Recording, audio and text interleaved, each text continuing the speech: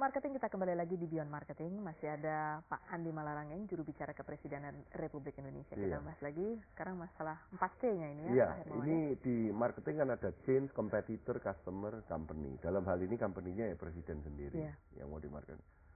Kita lihat landscape sekarang.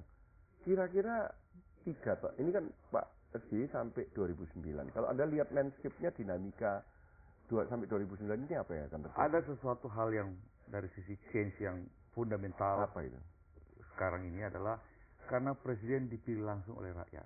Jadi Presiden SBY adalah presiden pertama yang dipilih langsung oleh rakyat. Karena itu dia bertanggung jawab kepada rakyat secara langsung. Karena itu presiden selalu harus menjaga komunikasinya dengan rakyatnya. Ya, kita gini Pak, kita kalau ambil contoh Exxon Mobil atau PT Inco atau Deutsche Bank dan list of our donors itu, kita selalu kita mengatakan bahwa kalian silakan ke depan, marketingnya kita bantu.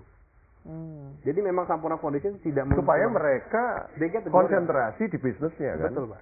Dan mereka menyisihkan sebagian dana yang memang untuk CSR fund dan tidak perlu diurusin sendiri, diurusin oleh Sampurna Foundation yang betul-betul bergerak di bidang itu. Ya, orang ada banyak mengatakan bahwa accounting outsource, HR outsource. Kita CSR outsource. CSR outsource kan. Ya, jadi, dan ini betul-betul dikelola secara profesional ya. Sampurna Foundation yaitu suatu integrated philanthropic organization yang bergerak di bidang pendidikan. Kita terintegrasi. Program-program kita itu ada dari SD, pemberian beasiswa sampai dengan peningkatan kualitas sekolah. Since I mentioned earlier that a lot of it has to do with capacity building.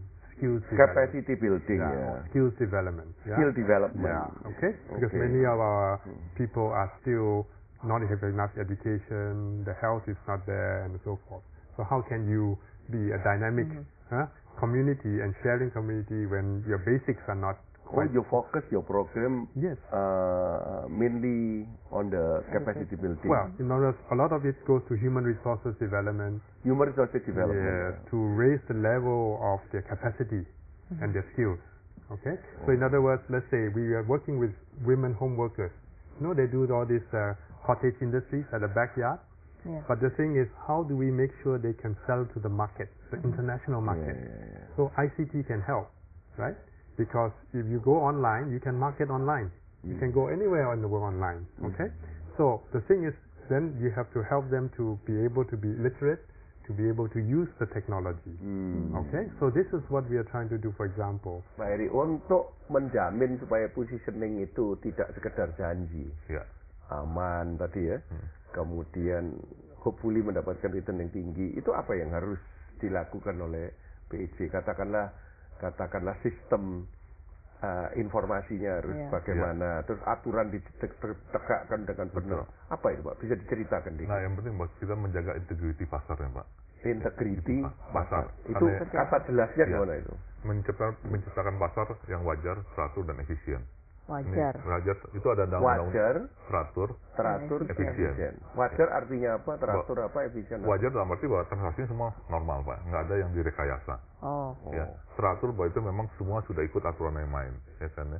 Efisien dengan biaya kos yang relatif murah kan gitu. Nah ini yang kita coba. Ini adalah dalam undang-undang pasar modal. Jadi dengan melakukan itu kita bisa menjaga integriti kita dan orang jadi confident dengan kita. Nah kalau kita lihat dalam kurun waktu belakang ini, kenapa asing begitu berbondong-bondong ke kita? Karena mereka melihat bahwa kita sudah punya integriti yang cukup, kita bisa menjaga pasar yang wajar, teratur, efisien, dan returnnya juga menarik, kan itu. Nah kita lihat bahwa ini merupakan satu strategi yang harus kita pertahankan ke depannya. Kalau nggak ada yang mau. Sampai 5 tahun ke depan juga masih di Indonesia.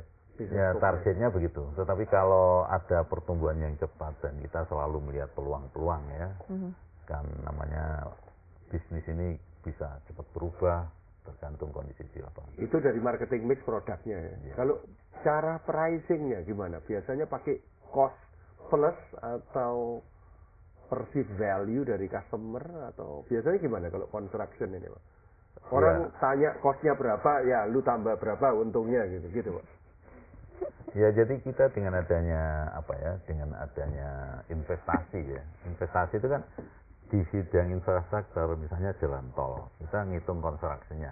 Nah kita udah nggak bicara cost resource kita lagi, kan begitu Pak. karena kita bicaranya tender investasinya gitu. Kalau makanya bergerak beyond construction itu. Kalau construction shop biasanya cost plus lah ya. Iya. Costnya berapa plus dan transparan ya. Betul. Bisa untung. Dan itu banding-bandingan kan. Sekarang kalau ini investasi terbatas banding-bandingannya, kan harus menawarkan harga uangnya berapa dan sebagainya. Jadi kita sudah bicara cukup banyak ya mengenai Kabupaten Merauke. Ternyata juga Kabupaten Merauke membutuhkan marketing. Nah, sekarang positioningnya apa nih dari Kabupaten Merauke? Bisa disebutin sekilas. Katanya tanah apa perjanjian. Tanah perjanjian, tanah harapan baru. Bisa digali lebih dalam. Kenapa kok begitu? Iya. Atau wilayahnya memang unik begitu atau? Ya sebenarnya secara kodrati Tuhan mentakdirkan Merauke itu sebagai tempat matahari terbit sepanjang abad.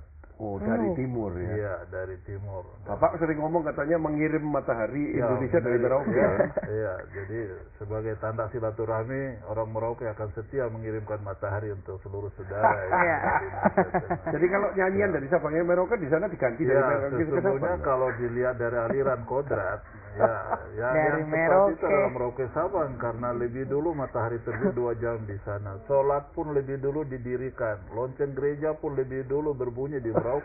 Di awal tuh titiknya di situ ya sebetulnya. Itu kan Merauke dari awal dari seluruh kehidupan manusia, seluruh aktivitas manusia gitu, termasuk aktivitas Indonesia.